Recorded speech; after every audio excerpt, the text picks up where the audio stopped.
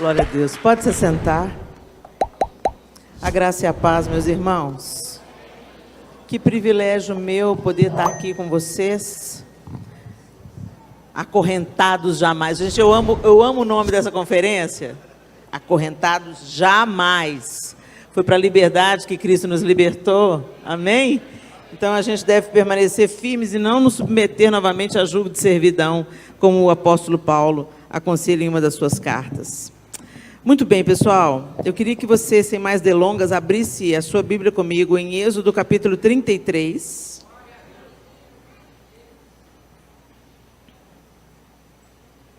Nós vamos ler a partir do verso 12. Eu vou usar a nova Almeida atualizada, a versão. E eu quero só te posicionar onde que a gente está aqui, nesse texto.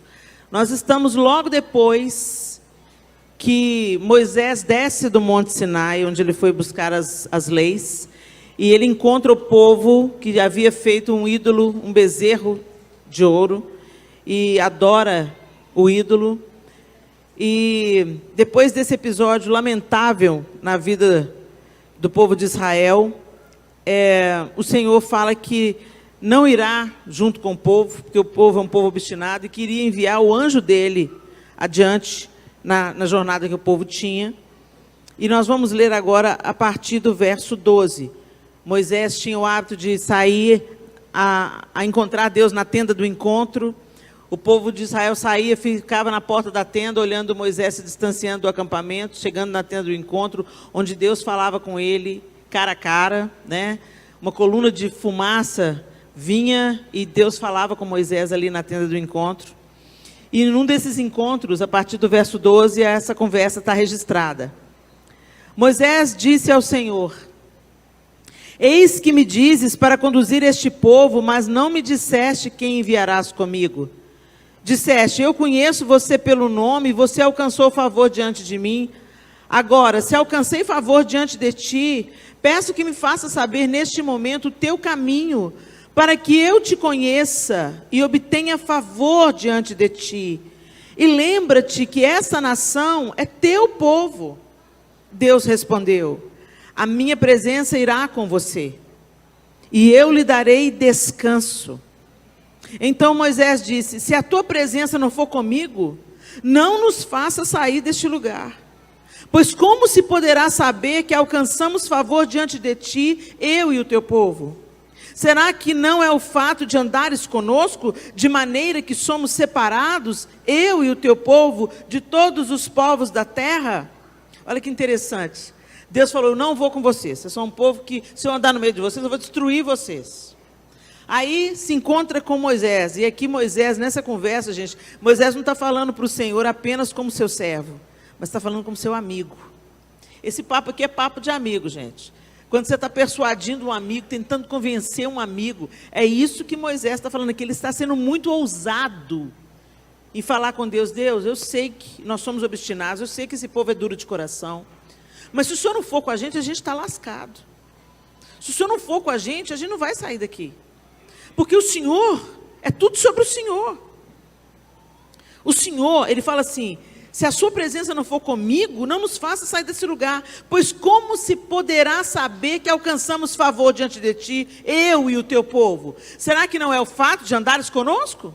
O que faz diferença desse povo dos outros povos é que o Senhor anda junto. Se o Senhor não andar conosco, nós somos como qualquer outra pessoa, como qualquer outro povo, que não te conhece, que não te serve. Não somos como o povo que o Senhor arrancou com mão forte do Egito.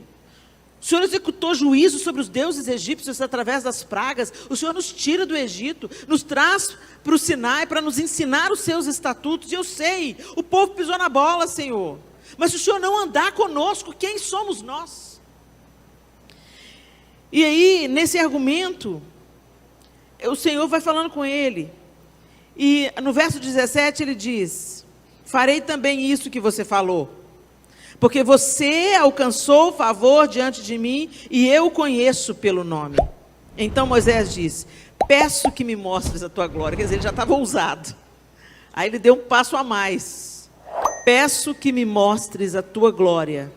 O Senhor respondeu: farei passar toda a minha bondade diante de você. E lhe proclamarei o nome do Senhor.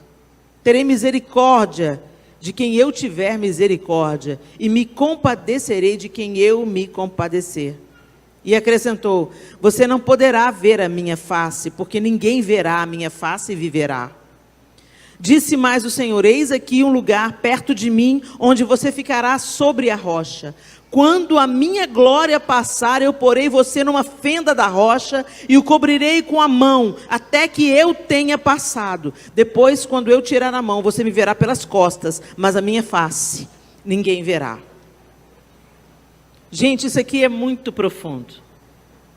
É muito profundo o que Deus está fazendo aqui. Vamos entender? Por que você crê em Deus? Como que chegou até você o conhecimento de um Deus criador de todas as coisas? Como que a gente ouviu falar de que um Deus criou todas as coisas e no 7º dia ele descansou? Como é que nós viemos a crer que Jesus é o Filho de Deus que veio para nos reconciliar com Deus, porque nós em nós mesmos não tínhamos condições de caminhar com Deus? Nós sabemos tudo isso através do Pentateuco. Quem escreveu o Pentateuco? Moisés escreveu o Pentateuco.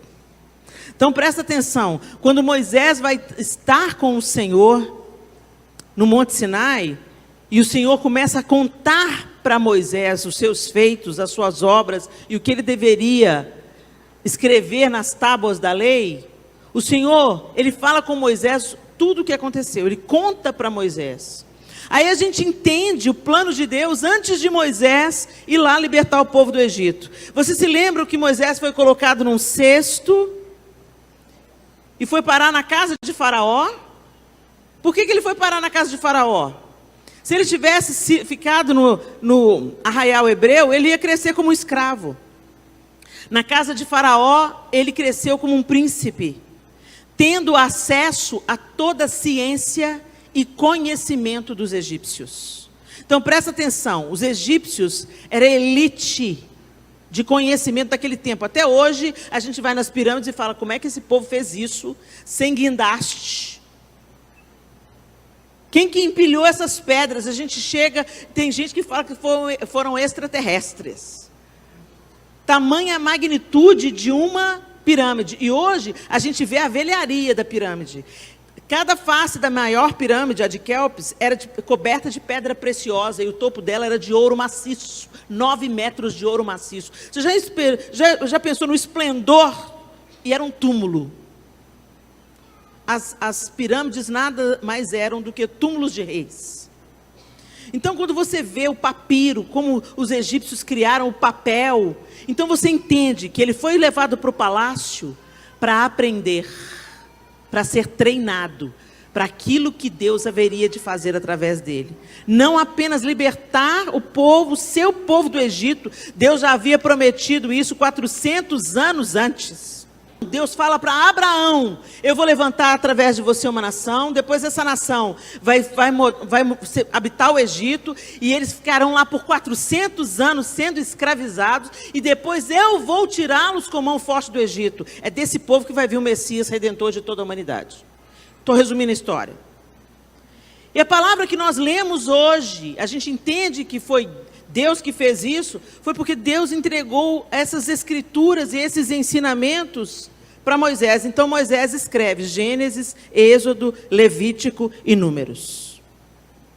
Deuteronômio. 5 livros.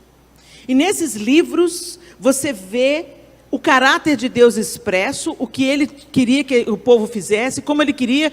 Ele conta como tudo começou, ele conta como ele tirou o povo do Egito, ele conta como ele queria que o povo se comportasse, ele dá lei e estatutos para o povo, e ele chama o povo para o Sinai e se apresenta para o seu povo. O Deus de Abraão, Isaac e Jacó, agora vai ter que se apresentar para a descendência de Abraão, Isaac e Jacó, e diz: eu sou o Senhor, o teu Deus, que te tirou da terra do Egito. Não terás outros deuses diante de mim. Aí o que o povo faz? Faz um bezerro de ouro. O primeiro mandamento é: não terás outros deuses diante de mim. Mas Moisés demora. Deve ter morrido. Gente, a gente tem pressa de pôr outra coisa no lugar de Deus na nossa vida. Gente, o trono do coração humano nunca fica vazio. Se Deus não ocupar o centro da sua vida, outro Deus vai se assentar no trono do seu coração. A internet, a tecnologia, a ciência, o original de Adão. O pecado original é sexo, o pecado original foi comer da maçã, lenda. O pecado original foi a desobediência e o distanciamento do homem de Deus, querendo viver a sua própria maneira e confiando na sua própria força. E a consequência da queda está aí até hoje. Esse é o pecado original.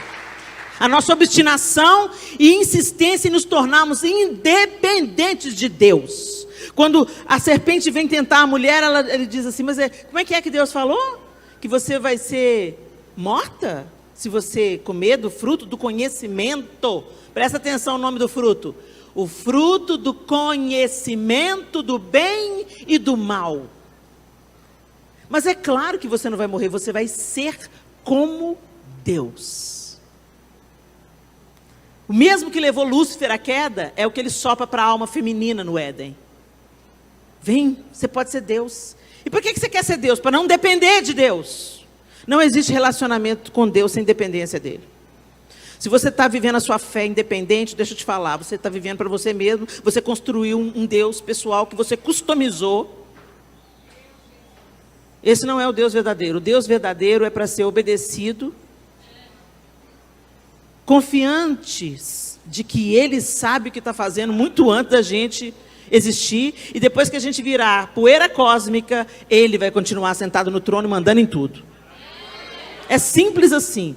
E hoje se fala muito em liberdade, liberdade, liberdade, liberdade. E quanto mais de liberdade a nossa sociedade fala, mais cativa ela está. Porque não existe liberdade fora de Deus. Mas quando nós buscamos a glória de Deus, e não a glória de Deus para sermos notáveis, mas para sermos dependentes, aí tudo muda. Deus fala com Moisés assim: Moisés, você não dá conta de ver minha glória não. Se você vê a minha face de fato, a sua estrutura de queda, o seu corpo mortal, não tolera o peso da glória. Gente, graças a Deus que o Espírito Santo traduz as nossas orações, né?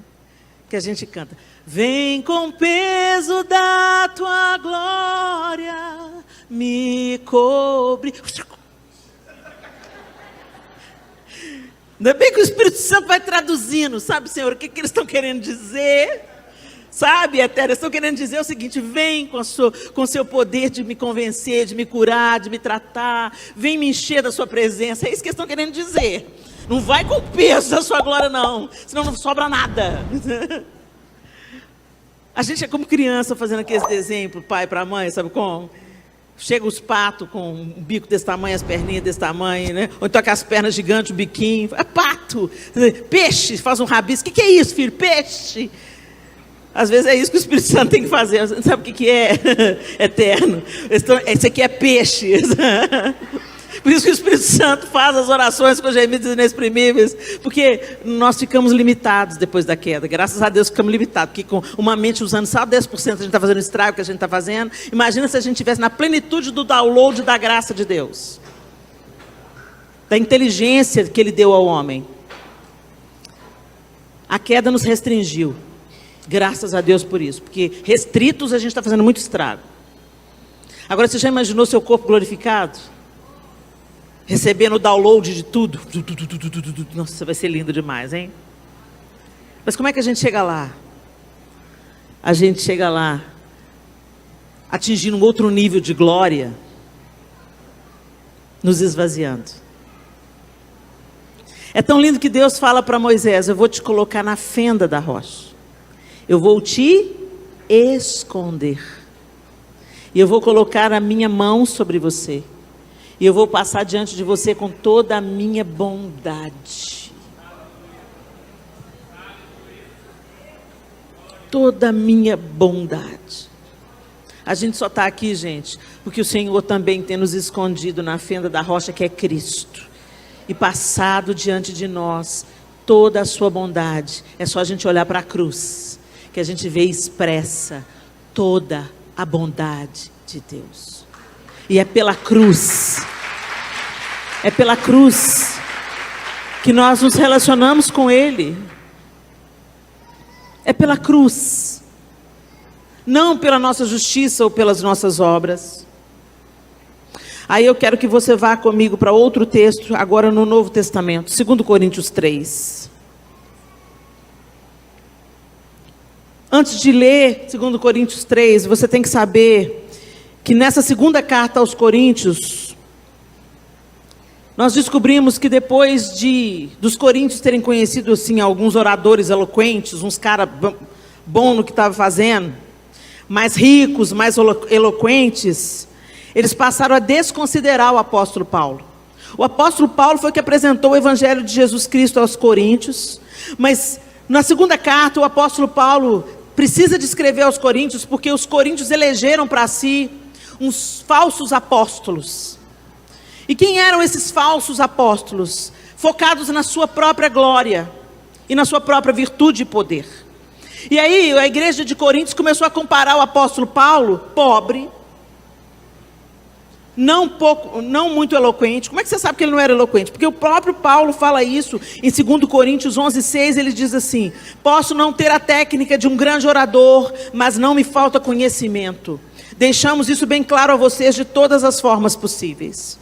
O que Paulo está falando? Eu não sou um grande orador, eu não sou eloquente, eu não faço vocês ficarem se sentindo flutuando, mas o que eu estou dizendo para vocês é a verdade, é o conhecimento da cruz de Cristo.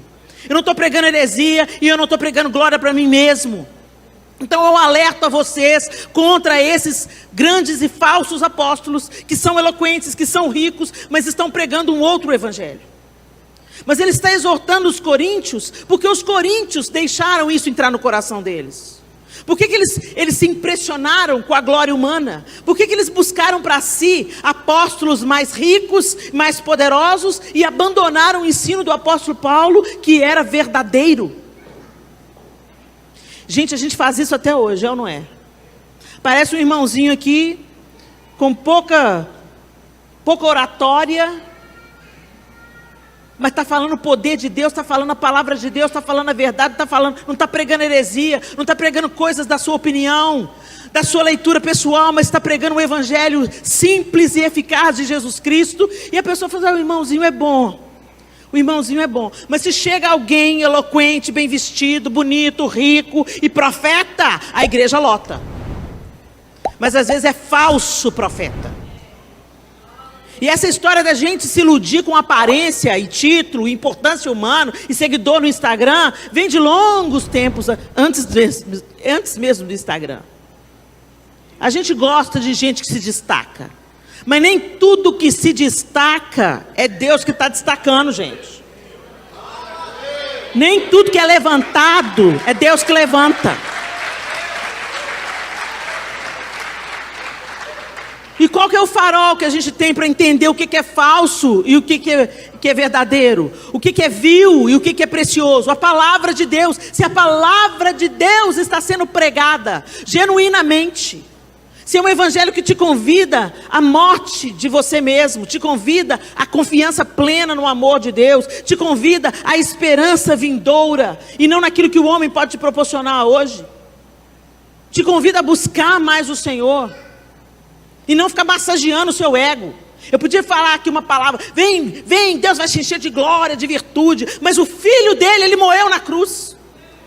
Quem gosta de glória e brilho é Satanás, porque sendo tudo, não foi o suficiente para ele, ele queria mais, queria ser como Deus. E Jesus fez o caminho contrário. Sendo Deus, não julgou que o ser igual a Deus deveria ser algo a que ele deveria pegar-se, mas antes a si mesmo se esvaziou, assumindo a forma de servo. E foi por isso que Deus o levantou soberanamente e lhe deu o nome que é sobre todo nome. Você quer glória, meu irmão? Desce. Busca a humildade de Cristo. Viva em obediência ao Senhor.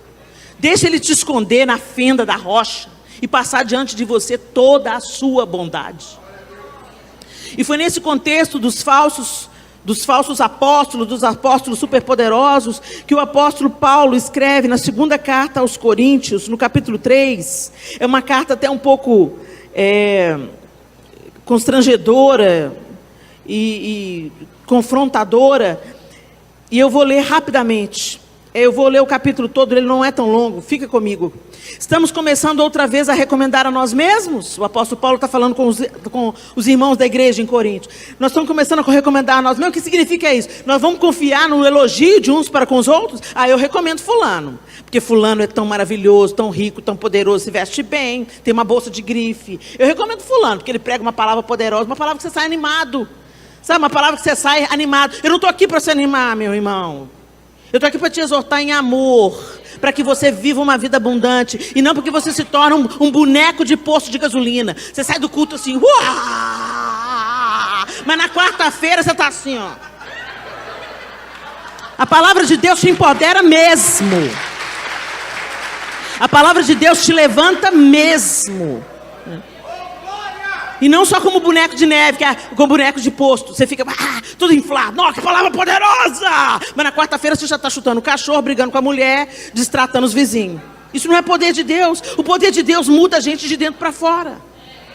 E apesar da gente estar todo o tempo esbarrando nas nossas dificuldades, a gente está caminhando de fé em fé, de glória em glória, até ser dia perfeito. Até aquele dia que nós o veremos face a face e seremos como Ele é. Estamos começando outra vez a recomendar a nós mesmos? Ou será que temos necessidade, como alguns, de entregar cartas de recomendação para vocês ou pedi-las a vocês? Vocês são a nossa carta, escrita em nosso coração, conhecida e lida por todos.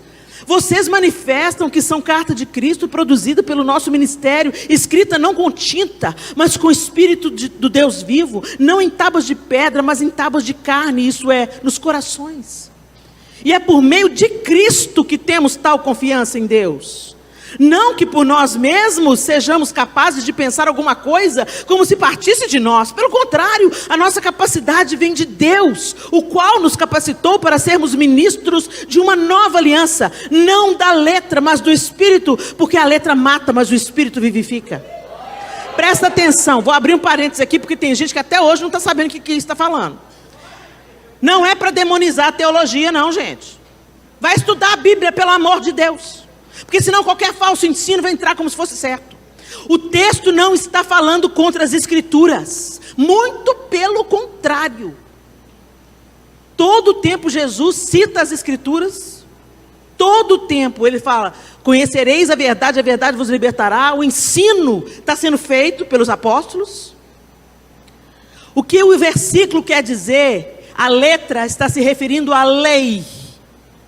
E o que fala a lei mata? Nós não somos capazes de cumprir a lei. A lei veio como um aio, como uma preparação para que nós vivêssemos a plena luz do Espírito em Jesus Cristo. E o Espírito nos capacita a cumprir os mandamentos, a vivermos em santificação. A lei era apenas uma sombra do que haveria se manifestar. Mas nós, por nós mesmos, não conseguimos cumprir a lei. Então, o que a palavra está dizendo? A lei mata, o Espírito vivifica. O que está falando, gente? É que nós não somos capazes de sermos servos de Deus e aprovados por Deus nas nossas próprias condições. Nós não damos conta de cumprir a lei. Você anda certo um dia, anda certo 2 dias, anda certo 3 dias. Daqui 3 meses você chuta o balde numa situação séria, grave. O que está dentro vem para fora. Mas o Espírito vivifica. Ou seja, quando você anda com Cristo, o Senhor vai te mudando. Ele vai fazendo uma obra em você. À medida que você expõe a sua vida, o seu coração diante de Deus, à medida que você fala com Deus, como Moisés estava falando, quando você fala, Senhor, eu não quero isso em sua presença, Senhor, me mostra a sua glória, Senhor, eu quero ver a sua glória manifesta no meu caráter, eu quero mentir menos, eu quero adorar mais, eu quero ser menos fofoqueira, eu quero ser menos irado, eu quero ser mais cheio do Senhor. Quando você se expõe, quando você se arrepende, o Espírito de Deus faz essa obra em você. E nós somos salvos por causa da obra de Cristo, não por causa da nossa obra. Por isso que fala que Cristo cumpriu toda a lei. Agora, uma vez que ele cumpriu, então agora a gente não vive sem lei. A gente vive sem lei agora. O gospel sem lei. Não, gente, deixa eu falar. Se a lei era excelente, Jesus coloca um padrão mais elevado. Ele fala assim, se antes você adulterava, agora, só de você olhar, você adultera. Se você desejou, já adulterou. O Senhor sobe o padrão. E o que ele está dizendo? Para você se esforçar mais ainda? Não, para você depender mais ainda. Para você chegar mais perto, porque sozinho você não consegue. Por isso que ele diz, a letra mata, mas o Espírito vivifica. O Espírito te empodera, a graça te capacita a não viver mais escravo do pecado, do desejo, da vaidade da lei, porque a lei produzia vaidade. E produz até hoje. Minha saia é no joelho. Não sou como essas meninas que andam de mini saia. Olha o orgulho aí. Olha o bafo da falsa espiritualidade aí. Confiado na lei, irmã. Quanto mais dependemos do Espírito, da obra do Espírito, mais Jesus vai sendo tecido em nós pela obra do Espírito. Vocês entenderam que a gente não tem capacidade? Que a nossa capacidade é nos arrepender e sossegar na obra que Deus quer fazer na nossa vida. É nos entregarmos nas mãos do oleiro e não ficar falando, eu quero uma asa maior, eu quero ser um vaso de prateleira mais alta, eu quero... Não. Eu quero ser o que o Senhor quer que eu seja. Eu me humilho diante do Senhor e eu me rendo diante do Senhor, porque sem o Senhor eu não posso fazer coisa alguma. Esse é um novo nível de glória. Esse é um novo nível de glória, a capacidade de se esvaziar. O nível mais poderoso de glória. Jesus dissipou toda a treva. Jesus nos reconciliou com Deus Pai. E Ele despojou os principados e potestades. Sabe o que é despojar? Tirar as armas. Despojou todo o principado e potestade na cruz do Calvário. E prometeu, eu ressuscitei, vocês vão ressuscitar também. Mas a gente se esqueceu da promessa. E a gente está buscando a glória humana. E aí, vamos continuar nesse capítulo, porque eu ainda não cheguei onde que eu quero aqui. É por meio de Cristo que temos tal confiança. Não é por nós mesmos que sejamos capazes. Verso 6. O qual nos capacitou para sermos ministros de uma nova aliança, não da letra, mas do Espírito, porque a letra mata, mas o Espírito vivifica. Porque foi Ele que nos convenceu da justiça, do pecado, do juízo. Foi Ele que te atraiu para estar aqui essa noite. É Ele que te produz arrependimento no coração. É Ele que revela a face amorosa de Deus para você, o Espírito. Por isso Ele vivifica. E se o ministério da morte, cravado em letras em pedras, se revestiu de glória, a ponto de os filhos de Israel não poderem fixar os olhos na face de Moisés, por causa da glória do seu rosto, ainda que fosse uma glória que estava desaparecendo, como não será de maior glória o ministério do Espírito? Olha o que ele está citando aqui, o que nós acabamos de ler lá em Êxodo. Moisés foi exposto à glória do Senhor, e o texto diz que o rosto de Moisés brilhava, a ponto dele ter que colocar um véu no rosto, porque o povo ficava aterrorizado com o brilho no rosto de Moisés. E se isso foi glorioso, Paulo está falando, muito mais gloriosa é a obra do Espírito em nós. E ele continua. Pois neste particular, verso 10, o que era glorioso já não tem mais glória diante da glória atual, que é muito maior. O brilho que tinha na face de Moisés já não é tão glorioso diante da glória do Espírito que vivifica. É isso que ele está falando aqui. Porque se o que estava desaparecendo teve a sua glória, muito mais glória tem o que é permanente. A glória do rosto de Moisés se ia desvanecendo. Por isso Moisés cobriu o rosto, para que o povo não visse a glória desvanecendo. E nós fazemos a mesma coisa. A gente tem uma capacidade de crescer, mas não tem capacidade de diminuir. Você gosta de ser grande, mas não consegue mais ser pequeno. Se a gente cresceu tanto, a ponto de não querer ser pequeno, tem alguma coisa de muito errado. Porque João Batista, o maior entre os profetas nascidos de mulher, disse que ele cresça e eu diminua.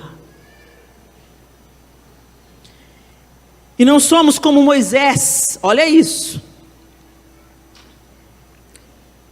Verso 13, e não somos como Moisés, que punha um véu sobre o rosto para que os filhos de Israel não pudessem fixar os olhos no fim daquilo que estava desaparecendo. Mas a mente deles se endureceu, pois até o dia de hoje o mesmo véu permanece sobre a leitura da antiga aliança. Não foi tirado, pois só em Cristo ele é removido. Mas até hoje, quando Moisés é lido, o véu está posto sobre o coração deles. É o que está acontecendo com o povo judeu até hoje. Eles estão ainda na antiga aliança, eles ainda estão esperando o Messias de Deus, porque eles não conseguem ver a manifestação da glória de Deus em Cristo Jesus.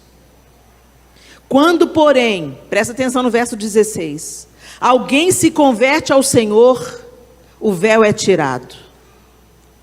Ora, este Senhor é o Espírito, e onde está o Espírito do Senhor, aí há liberdade. Não libertinagem, liberdade.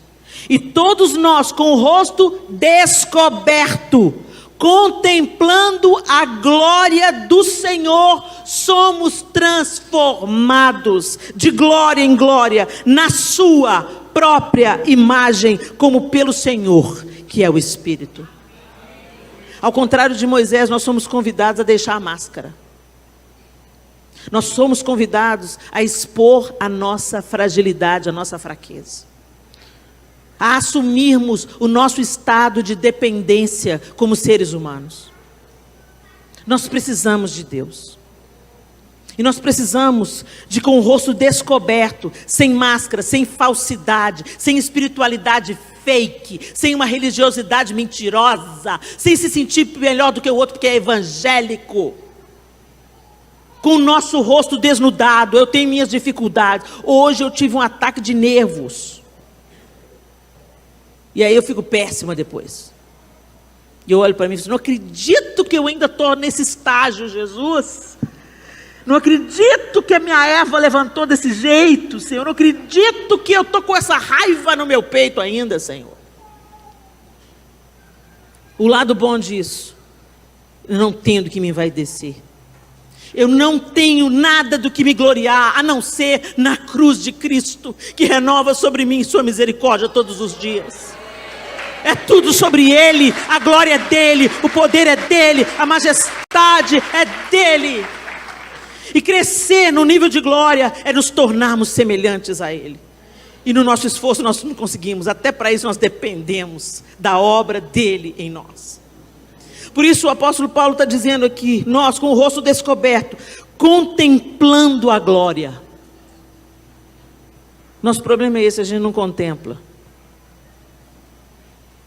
Contemplar é nos aquietar e observar. E como é que você observa a glória de Deus? Você pode fazê-lo pela observação da natureza.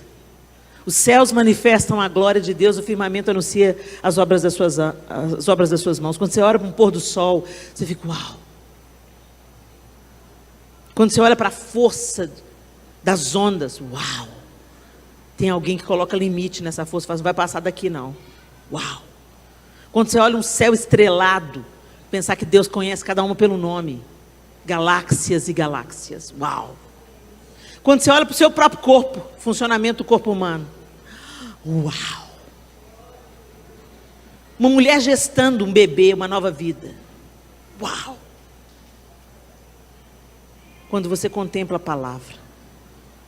Quando você lê as escrituras, não para dar o check religioso, para você se sentir maior do que o outro. Eu estudo, eu leio a Bíblia. Vamos estudar, gente, é importante a gente estudar. Mas para servir, não para se ver maior do que ninguém. A gente estuda teologia para servir. Servir. Carregar bandeja. A gente é carregador de bandeja. A teologia é uma bandeja. Aqui, ó, comida para vocês. Aqui, ó. Servo, garçom. Teologia faz da gente garçom. Muita gente está invertendo o negócio, a gente se envaidece com conhecimento. se esquece que a gente só tem um cérebro que percebe as coisas pela misericórdia de Deus. E um simples diagnóstico pode mudar a realidade. Você perde o controle até de você mesmo. O Alzheimer está aí para provar que a gente não é nada. O câncer está aí para provar que a gente é pó. Então se apegue, meu irmão e minha irmã, àquilo que é precioso e não àquilo que é vil. Tem uma música do DT que fala assim: Tu és a minha coroa, Tu és a minha herança, Tu és a minha porção, Jesus, Senhor do meu coração. E essa letra, ela fala assim: eu quero seguir os teus passos, eu quero levar a minha cruz, eu quero deixar toda glória e louvor aos seus pés. O brilho desse mundo, toda a glória que ele tem, as tentações das trevas são só ilusão. Todo o poder dos homens, como névoa, passará. Mas a minha vida em ti está escondida. O Senhor é a minha força. O Senhor é a minha vitória. Com o nosso rosto desvendado, nós contemplamos a glória. E o mais lindo fica aí na última frase. Somos transformados de glória em glória na sua própria imagem. Então, o novo nível de glória é nos parecermos mais com Cristo. É sermos mais mansos. Oh, Deus, me ajuda. Mais humildes. Mais servos. Cheios de autoridade, mas conscientes que essa autoridade não vem de nós mesmos. Ela vem de Deus e passa por nós, para a glória de Deus. Feche os seus olhos.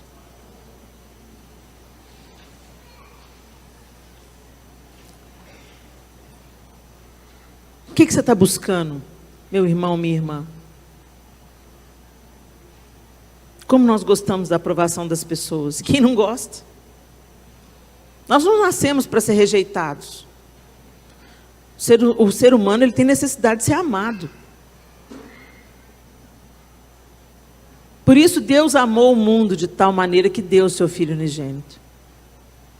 Para que esse amor nos curasse.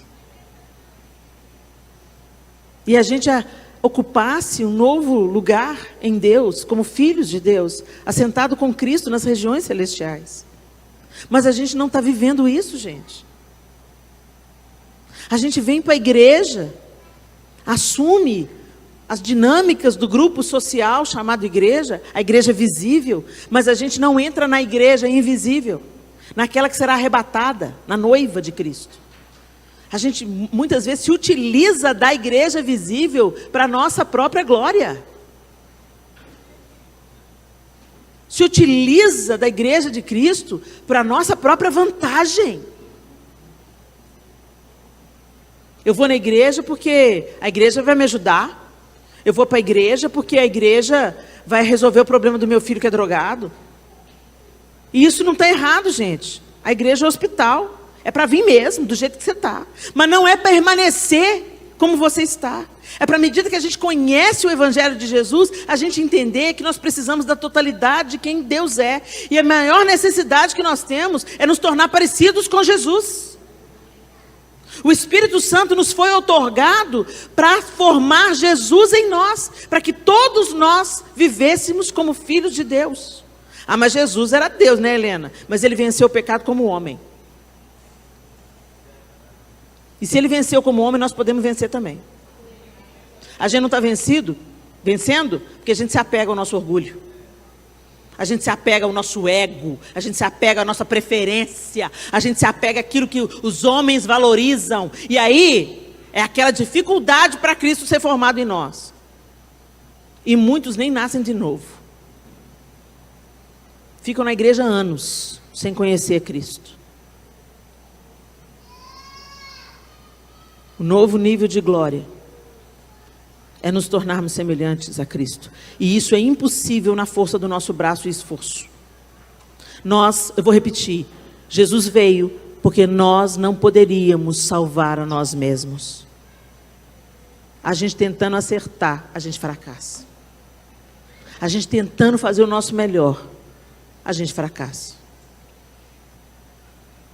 E a gente precisa de abaixar nossa bola e dizer para o Senhor: Senhor, eu quero um novo nível de glória. Eu quero ser mais parecido com Jesus. Eu preciso ser cristão de verdade. Eu preciso ser uma manifestação da tua face nesse mundo. Eu preciso ser uma manifestação dos seus braços, das suas mãos. Eu preciso de fato ser corpo do Senhor e me importar com aquilo que toca o seu coração. Nós somos cristãos, mas não estamos nem aí para as crianças que estão sendo dizimadas com falsas ideologias, que estão sendo abusadas sexualmente, às vezes dentro do seio da própria família. Não vou denunciar porque eu vou criar um problema, e você consente com o abuso, quando você não é o abusador. Deus tenha misericórdia. A dignidade de uma nação está diretamente ligada, proporcionalmente ligada a como a infância é cuidada. Nossas crianças estão sendo abandonadas, escravizadas, prostituídas, molestadas sexualmente e emocionalmente, acorrentadas dentro de potes e de baldes. E quando a gente fala de que a gente precisa de ajudar as crianças, que a gente precisa de fazer alguma coisa, e que a gente vai fazer um programa na igreja para ajudar os pais a discipularem seus filhos, aparece meia dúzia de gato pingado. Mas se vem um cantor pop, lota, tem gente saindo pelo ladrão. Que evangelho é esse? Que não se importa com o que Deus se importa, que não pulsa na mesma frequência do eterno, que aplaude agora. Tem muito pop gospel. Tem muito pop gospel porque tem culto a eles. Tem plateia para eles.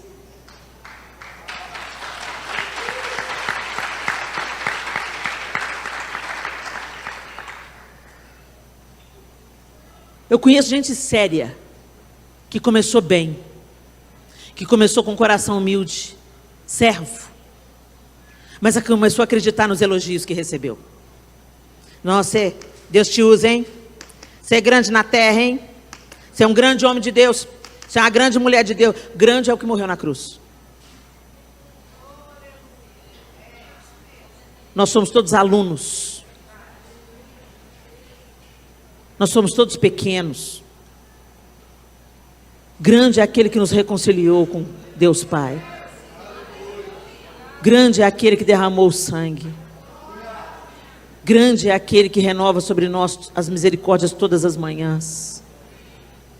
Grande é o Senhor. Nós somos servos. Mas Satanás continua enchendo a nossa alma de engano e nos seduzindo. Serás como Deus. Eu quero ser como Deus. Na humildade, na paciência, na mansidão, no amor. Queira ser a Deus, queira ser como Deus, no que a gente precisa ser como Deus. Porque o que desejou ser como Deus na sua glória e poder, terminou como Satanás. Senhor, nós oramos ao Senhor nessa noite bendita. Foi a sua mão que nos reuniu aqui. E é pela sua misericórdia. A gente pode até pensar que veio, que foi convidado, porque alguém pagou, porque a gente escolheu vir. Na verdade, o Senhor nos atraiu e nos reuniu com um propósito que é maior do que qualquer um de nós nessa sala.